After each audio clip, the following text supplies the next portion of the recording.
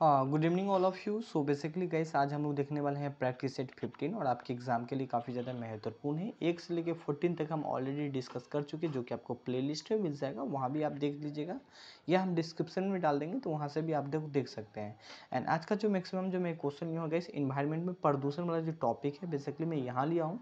और 2 दिन के बाद आप लोग को जो भी पेड वाले बच्चे हैं वहाँ भी प्रदूषण टॉपिक मतलब सॉरी इन्वायरमेंट चालू हो जाएगा। ठीक है, तो आप लोग नहीं ज्वाइन किए हैं तो ज्वाइन कर सकते हैं, क्योंकि 2 दिन केमिस्ट्री है, केमिस्ट्री के बाद जो भी आपका टॉपिक है इन्वायरमेंट वो चालू हो जाएगा, कंटिन्यू होगा। इन्वायरमेंट काफ़ी लंबा चलने वाली है। नाउ यहाँ पे हम बात करने वाले हैं पहला क्वेश्चन, और वायुमंडल में निम्नलिखित में से किससे उत्सर्जन से अम्लीय वर्षा होती है? तो nitrogen and sulphur dioxide, CO2 carbon monoxide, ozone and CO2। And question number sorry D का बात करें कार्बन मोनोऑक्साइड या नाइट्रोजन, तो इसका आंसर क्या हो जाएगा? ए हो जाएगा, नाइट्रोजन एंड सल्फर डाइऑक्साइड हो जाएगा। सो इसका आंसर ए हो जाएगा। यहाँ पे थोड़ा सा हम इनके बारे में पढ़ देते हैं। एंड अम्लीय वर्षा प्राकृतिक रूप से अम्लीय होता है और इसी कारण से यह पृथ्वी के वायुमंडल के सल्फर डाइऑक्साइड और नाइट्रोजन के साथ जल के साथ क्रिया करके नाइट्रिक अम्ल बनाते हैं। तो यहाँ पे ये सारा बात को आप हाईलाइट कर सकते हैं। एंड क्वेश्चन नंबर यहाँ पे हम बात करने वाले हैं 2 एंड 2 क्वेश्चन की बात करें, मानव जनित पर्यावरण प्रदूषक कहलाता है तो क्या कहलाता है गैस? यहाँ पे पराजैविक, प्रतिजैविक या एंथ्रोजोनिक। सो इसका आंसर क्या हो जाएगा? आप सिंपली वे में याद रख सकते हैं, एंथ्रोजोनिक जो है मानव जनित पर्यावरण प्रदूषक कहलाता है।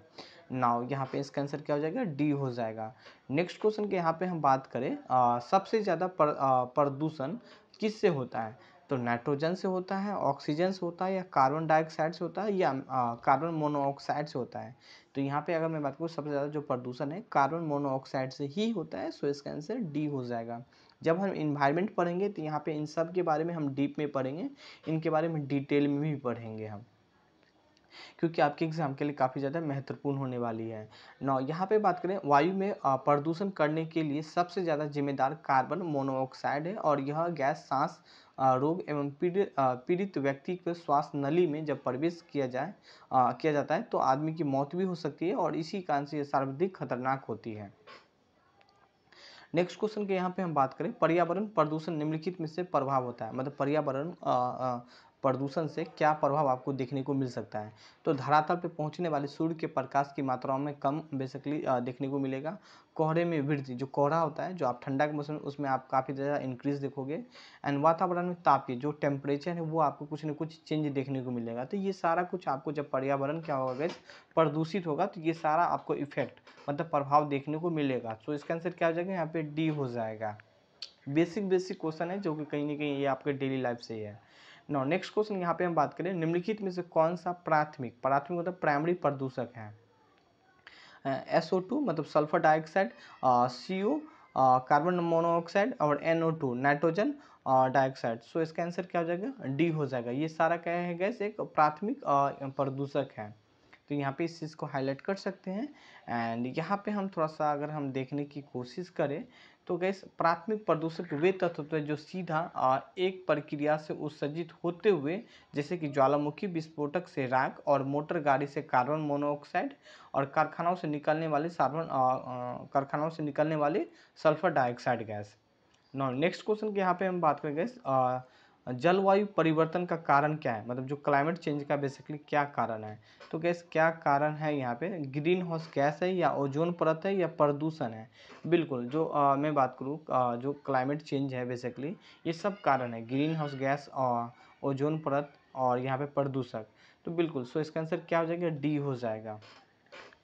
नाउ नेक्स्ट क्वेश्चन की यहाँ पे हम बात करेंगे क्वेश्चन नंबर 7 एंड 7 का बात करें यहाँ पे, निम्नलिखित में से कौन सी एक ग्रीन हाउस गैस नहीं है? हाँ भाई, CO2 बिल्कुल कंपोनेंट है ग्रीन हाउस गैस का, CH4 मतलब मेथेन बिल्कुल कंपोनेंट है, और NO2 ये तीनों गैस क्या है? ग्रीन हाउस गैस का एक कंपोनेंट समझ सकते हैं, बट O2 है वो ग्रीन हाउस गैस का कंपोनेंट नहीं है। सो इसका आंसर क्या हो जाएगा? यहाँ पे डी हो जाएगा। नाउ गैस नेक्स्ट क्वेश्चन के यहाँ पे हम बात करने वाले हैं, उत्तर प्रदेश में निम्नलिखित के नदियों में से पर्यावरण प्रदूषण के कारण जैविक जो आपदा घोषित हो गया है, बिल्कुल यमुना होगा। इसका आंसर ए हो जाएगा। ये सारा नहीं होने वाला है। सो इसका आंसर ए आप लोग हाईलाइट कर सकते हैं। बेसिक क्वेश्चन है और ये काफ़ी ज़्यादा न्यूज और काफ़ी ज़्यादा चर्चा में भी रहता है।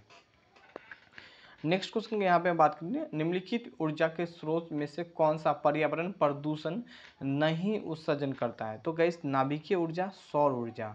एंड यहाँ पे क्या कर रहा है कि पर्यावरण प्रदूषित नहीं करता है। निम्नलिखित स्रोत में से कौन सा जो है पर्यावरण को प्रदूषित नहीं करता है? तो गैस नाभिकीय ऊर्जा बिल्कुल करती है। यहाँ पे सौर ऊर्जा ही एक ऐसा ऊर्जा जो प्रदूषित नहीं करती। पेट्रोलियम भी करती है, गाड़ी उड़ी चलता है, गैस कोयला तो करती ही।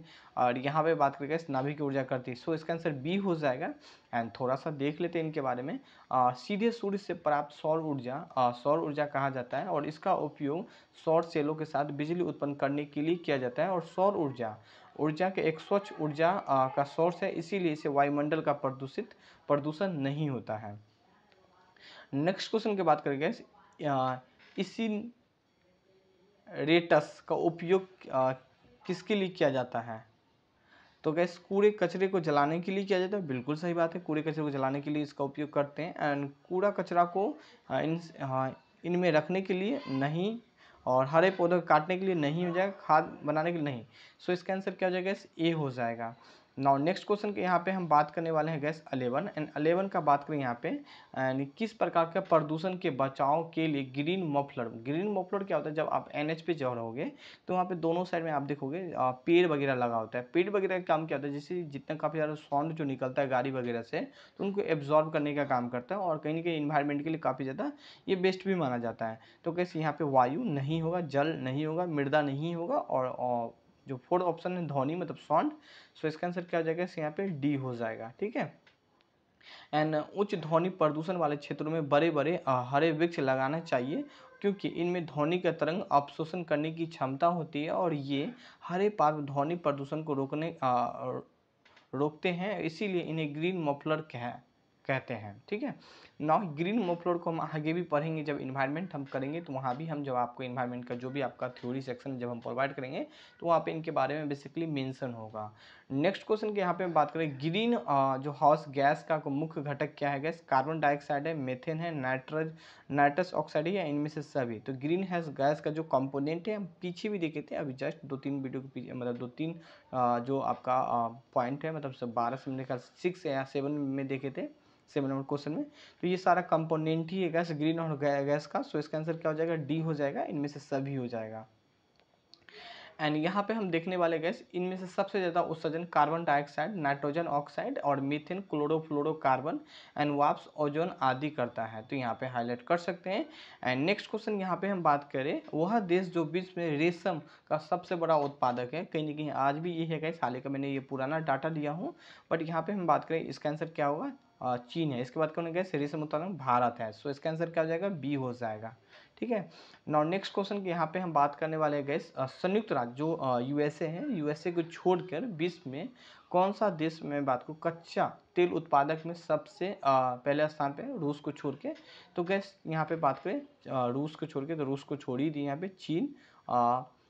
चीन नहीं होगा, कनाडा नहीं होगा, सऊदी अरब हो जाएगा। सो इसका आंसर सी हो जाएगा।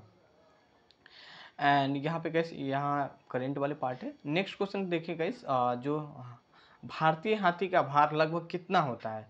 तो 500 kg होता है, 1000 kg होता है, नहीं 5000 kg होता है। सो इसका आंसर क्या हो जाएगा?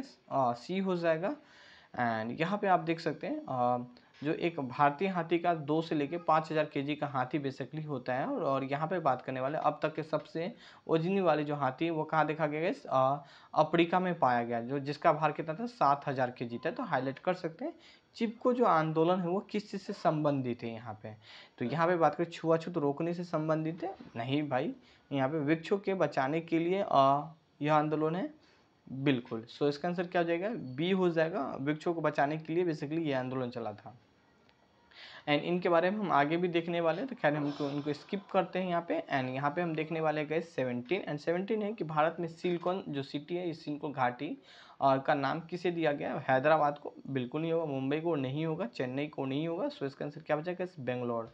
काफ़ी बेसिक क्वेश्चन, इस क्वेश्चन को आप लोग बच्चे से ही पढ़ते आ रहे होंगे एंड यही बात यहाँ भी मेंशन है। नेक्स्ट क्वेश्चन की यहाँ पे हम बात करें वंदे मातरम जो गीत का बेसिकली रचनाकार कौन था? इजी क्वेश्चन है, कई बार हम इस क्वेश्चन को आप लोग को रिवीजन करवा चुके हैं। कई बार रिवीजन मतलब 1-2 बार आप लोग को ऑलरेडी हम पहले करवा चुके हैं और ये दोबारा तिबार में करवा रहा हूँ।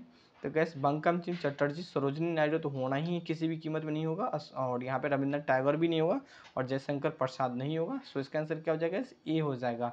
वंदे मातरम गीत का रचनाकार कौन थे, तो बंकिम चंद्र चटर्जी थे। तो सीधा भी में आप याद रख सकते हैं, सीधा सीधा ए हो जाएगा। हालांकि इनके बारे में भी मेंशन है, बाकी हम यहाँ पे नहीं देखने वाले हैं। सूर्य ग्रहण अगर थोड़ा सा देख ही लेते हैं गैस यहाँ पे। वंदे मातरम गीत की रचनाकार प्रसिद्ध बंगाल के लेखक बंकिम चंद्र चटर्जी थे, और सन्यासी विद्रोह पृष्ठभूमि की रचित आनंद मठ के नामक पुस्तक के वंदे मातरम गीत का उद्धृत है। यहाँ पे सूर्य ग्रहण तब होता है चंद्रमा के बीच, बिल्कुल सही बात है गाइस, पृथ्वी के बीच नहीं होगा, सूर्य के बीच नहीं होगा। तो सिंपली बात है, यहाँ पे सारा बेसिक बेसिक क्वेश्चन है। सो इसका आंसर ए हो जाएगा यहाँ पे। नाउ नेक्स्ट क्वेश्चन की यहाँ पे बात करें, सबसे छोटा दिन कब होता है, सबसे छोटा दिन 22 दिसंबर ही युद्ध होता है यहाँ पे। तो यहाँ पे याद रख सकते हैं, ए हो जाएगा यहाँ पे। एंड गैस यहाँ पे देख सकते हैं 22 दिसंबर को उत्तरी गोलार्ध के दिन उनकी अवधि सबसे कम हो, और अर्थात और सबसे छोटा दिन दक्षिण गोलार्ध में सबसे बड़ा दिन होता है। तो यहाँ पे ये बात को हाईलाइट कर सकते हैं। पेड ग्रुप अगर आपको ज्वाइन करना है तो ये व्हाट्सअप नंबर है, मेरी टीम से कॉन्टैक्ट करके आप बात कर सकते हैं। वन टाइम पेमेंट है गैस, फिर आपके एग्जाम तक चलने वाला है, ठीक है। So thank you, have a nice day. मन लगा पड़े गैस, अपने लाइफ में हमेशा आगे बढ़ते रहे। Bye bye.